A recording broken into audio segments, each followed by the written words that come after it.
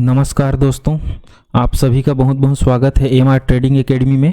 तो दोस्तों, stock alert में हम आपके लिए आज एक और स्टॉक लेके आए हैं। तो चलिए बात कर लेते हैं उस स्टॉक के बारे में। तो उस स्टॉक का नाम है केनरा बैंक। तो यहाँ अपन चार्ट पे आ गए हैं केनरा बैंक के। तो दोस्तों, यहाँ हम इसमें इसका फंडामेंटल और चार्ट एनालिसिस करने की कोशिश करेंगे। तो मार्केट में इसका आने वाले समय में ये कहाँ अपसाइड जा सकता है और लोएस्ट में इसका सपोर्ट क्या हो सकता है। तो ठीक है दोस्तों, तो सबसे पहले अपन इसका फंडामेंटल जान लेते हैं। तो फंडामेंटल ये है कि इसका मार्केट कैप है ये 99,000 करोड़ का। तो ये एक लार्ज कैप कैटेगरी में आता है। इसका आज का करंट प्राइस है, आज के क्लोजिंग में देखेंगे तो ये 547 रुपये का है। ओके दोस्तों, अगर इसका 52 वीक हाई की बात करेंगे तो इसका 606 रुपया 52 वीक हाई है। और लो की बात करें तो इसका 272 रुपया है। ठीक है, तो ये जो 52 वीक हाई है इसका लाइफ टाइम हाई भी है। तो ये इसी महीने मार्च के स्टार्टिंग में लगाया था, ये 4 या 5 मार्च को था। ठीक है दोस्तों, गौर करने वाली बात यही है। और इसका बुक वैल्यू पे आ जाते हैं तो यहाँ देखिए बुक वैल्यू कितना शानदार है। ये 430 रुपये का बुक वैल्यू है और ये ट्रेड कर रहा है 547 रुपये। 430 और 547, तो लगभग ये आपका 100 रुपये का अंतर है। ठीक है, अब यहाँ इसकी बात करें फेस वैल्यू तो ये 10 है। अच्छी बात है, अभी तक ये टूटा नहीं है ये शेयर, मतलब टुकड़ा में जो बांटते हैं वो नहीं बांटा गया है। ओके दोस्तों, अब आते हैं इसके प्रमोटर होल्डिंग। अब यहाँ प्रमोटर होल्डिंग की बात करें तो देखिए यहाँ जो लास्ट क्वार्टर रिजल्ट आया था वहाँ तक प्रमोटर होल्डिंग कितना था, 62.93%। तो मोटा मोटी इसको मानिए 63% का है। और पब्लिक के पास कितना है, 37%, जिसमें से एफआई के पास है 11% लगभग है और डीआई के पास है 14% और नॉन इंस्टीट्यूशन के पास 11.5%। ठीक है, तो प्रमोटर के पास भी बढ़िया है और इधर पब्लिक के पास भी ठीक ठाक है। ओके दोस्तों, अब इसमें म्यूचुअल फंड में आ जाते हैं अपन। तो देखिए यहाँ म्यूचुअल फंड में अपन देखेंगे यहाँ लगभग जितने भी बड़े म्यूचुअल फंड हैं सभी का इसमें इन्वेस्टमेंट है और सब लोग अपना अपना इक्वल क्वांटिटी, उसी मतलब जितना क्वांटिटी उठाए हैं पैसे में तो 19-20 की तरह है, बराबर क्वांटिटी से उठाए हैं और अच्छा खासा उठा के रखे हैं। ओके, तो यहाँ ट्रस्ट ये बन जाता है कि इसमें म्यूचुअल फंड भी इंटरेस्ट है और एफआईडीआई भी इंटरेस्ट है, नॉन इंस्टीट्यूशन भी इंटरेस्ट है।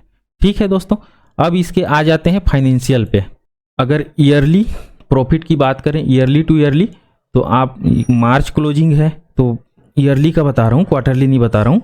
यहाँ देखेंगे तो इसको ईयरली जो मार्च 2023 का जो ईयरली क्लोज हुआ है उसमें कितना का ये प्रॉफिट लिया है, 11,345 करोड़ का।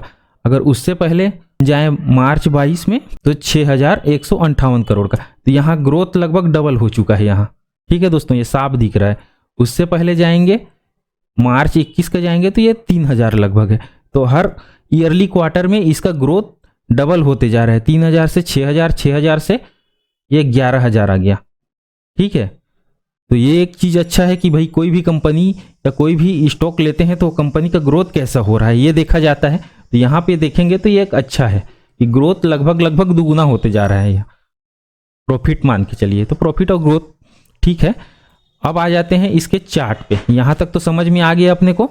अब चार्ट पे आते हैं। चार्ट पे अपने को दिख रहा है, चार्ट पे देखेंगे दोस्तों यहाँ ये जो हाई लगाया है ये 5 मार्च का, 5 मार्च के आसपास ये हाई लगा है 606 का, जो लाइफ टाइम इसका हाई भी है।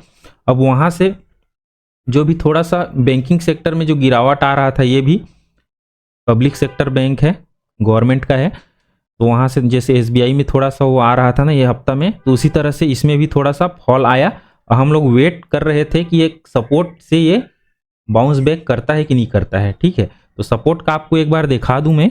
यहाँ देखेंगे ये आपका सपोर्ट यहाँ बन रहा है, जो ये गैप फिल होना बाकी था 527 रुपया ऐसे कुछ है 50 पैसा।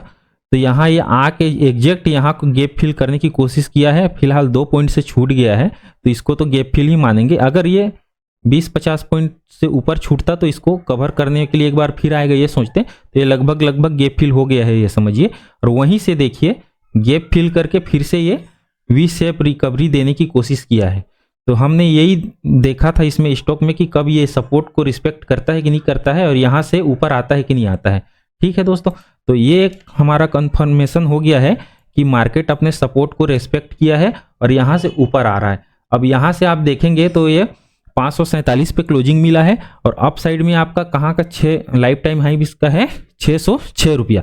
तो फिर से जल्दी ये अपने लाइफ टाइम हाई को फिर से ये टेस्ट करने की कोशिश करता हुआ दिखाई दे सकता है। थोड़ा सा भी मार्केट का सेंटीमेंट जो पॉजिटिव था, अभी थोड़ा सा स्मॉल कैप और मिड कैप में सेलिंग आने के कारण मार्केट थोड़ा सा अस्थिरता दिखाई दे रहा है। तो यहाँ एक बार सेटल हो जाए तो मार्केट इसमें भी तेजी अच्छा खासा दिख सकता है। तो यहाँ आपका पहला टारगेट तो ऊपर की साइड आप ये लेके रखिए 560 का, उसके बाद आपका ये आ रहा है 585 का और फिर ये लाइफ टाइम हाई आ रहा है आपका 600 से लेके 605 का। ठीक है दोस्तों, तो इसको आगे चल के इसमें टारगेट प्राइस अपसाइड जाने का अच्छा खासा मोमेंटम बन रहा है। यहाँ से वी शेप रिकवरी लेने की कोशिश करता हुआ दिखाई दे रहा है स्टॉक। तो इस कारण हमारा यही है प्राइस अलर्ट में, स्टॉक अलर्ट में, कि इसको एक अगर आप इसमें इंटरेस्ट रखते हैं बैंकिंग सेक्टर में तो आप इसको अपने वॉच लिस्ट में और पेपर ट्रेड पोर्टफोलियो में भी आप शामिल कर सकते हैं। और अगर इन्वेस्टमेंट का आपका मन होगा तो आप अपने फाइनेंशियल एडवाइजर से एक बार सलाह जरूर लें और अपना रिसर्च जरूर करने की कोशिश करें। तो यहाँ तक के टारगेट के लिए तो एक बार आ चुका है। देखिए ये टारगेट आपका 590 पिछला था, उसके बाद दोबारा टेस्ट किया था और उससे ऊपर निकल के ये 600 का टारगेट लगाया है। ठीक है, फिर वहाँ से जैसे मार्केट के सेंटीमेंट के अनुसार ये नीचे आ गया है, तो फिर एक बार ये जाके इस लेवल को टच करेगा तो हो सके तो ये फिर से इसका अगला टारगेट लॉन्ग टर्म में आपका आना चाहिए 700 का। तो ये रहना ही चाहिए। जिस तरह से बैंक है तो ये इसको आप मिनी एसबीआई बैंक बोल सकते हैं। जिस तरह से एसबीआई 300 350 से चलना शुरू किया है ना, तो ये अगला एसबीआई ही मान सकते हैं। जिस तरह से बैंक अच्छा है, ग्रोथ इसमें भी अच्छा हो रहा है, आपको ईयरली बेसिस पे आपको ग्रोथ भी बता दिया हूँ, तो सब चीज़ ठीक है इसमें।